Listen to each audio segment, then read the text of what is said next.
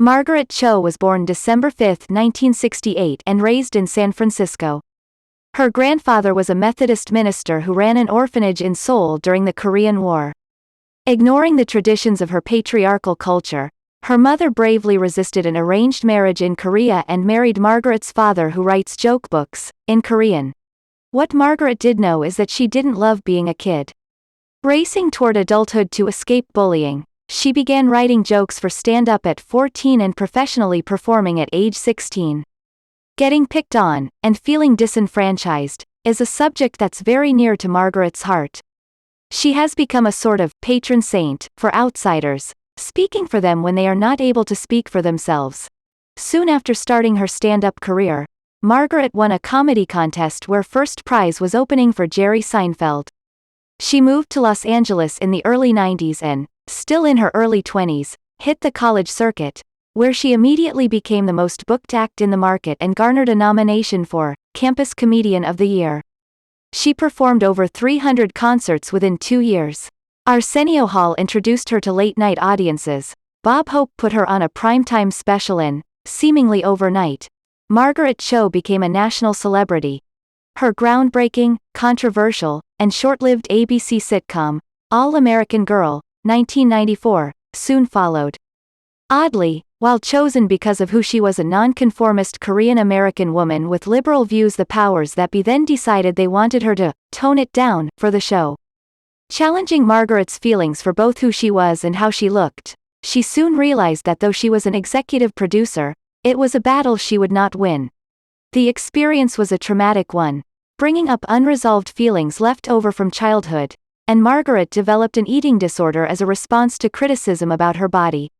She was so obsessive in her goal to try to be what she thought others wanted, she landed in the hospital with kidney failure. Throughout a period of self-abuse, Margaret continued performing to sold-out audiences across the country in comedy clubs, theaters, and on college campuses, working to channel her anger into something more positive.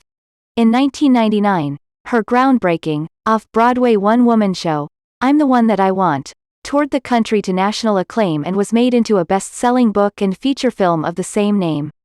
After her experience with All American Girl, Margaret wanted to make sure she would only have to answer to herself, making sure she was responsible for the distribution and sales of her film, taking a page from what music artist Ani DeFranco did with her Righteous Babe records. The concert film, which garnered incredible reviews, broke records for most money grossed per print in movie history. In 2001, after the success of her first tour, Cho launched Notorious CHO, a smash hit 37-city national tour that culminated in a sold-out concert at Carnegie Hall. Notorious CHO was recorded and released as a feature film, hailed by the New York Times as brilliant. Both films were acquired by Showtime Cable Networks, and produced by Margaret's production company, a testament to the success of Margaret's bold business model. In March of 2003, Margaret embarked on her third sold-out national tour, Revolution. It was heralded by the Chicago Sun-Times as her strongest show yet. And the CD recording was nominated for a Grammy for Comedy Album of the Year. In 2005, Cho released Assassin, which the Chicago Tribune crowed, packs passion into each punch.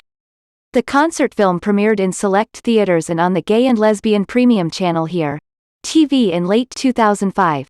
In 2007, Margaret hit the road with Cyndi Lauper, Debbie Harry and Erasure, along with indie faves the Dresden Dolls and the Clicks, to host the True Colors Tour, benefiting the Human Rights Campaign.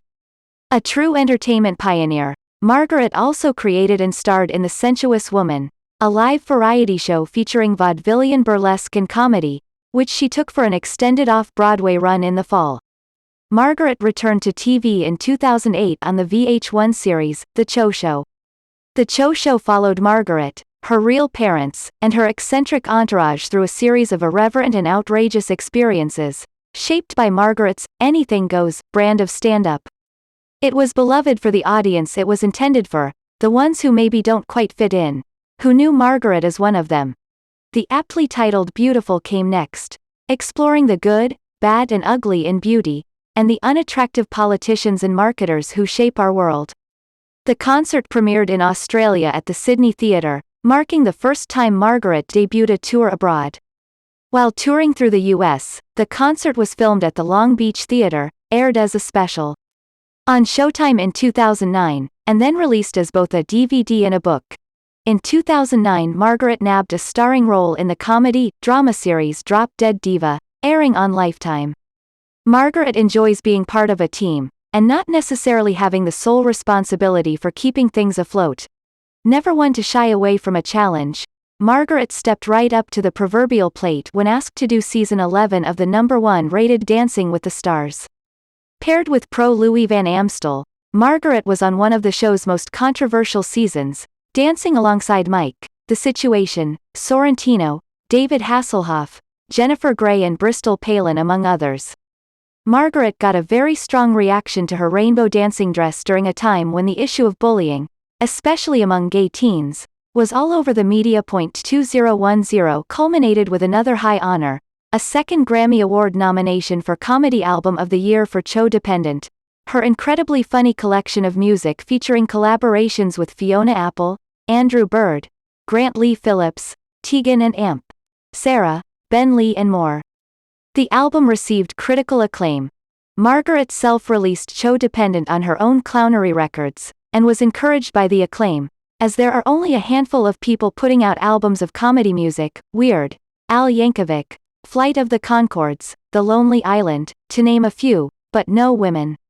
While thrilled that her hard work was rewarded with the nomination, Margaret isn't finished with musical comedy yet, claiming to have more music in her.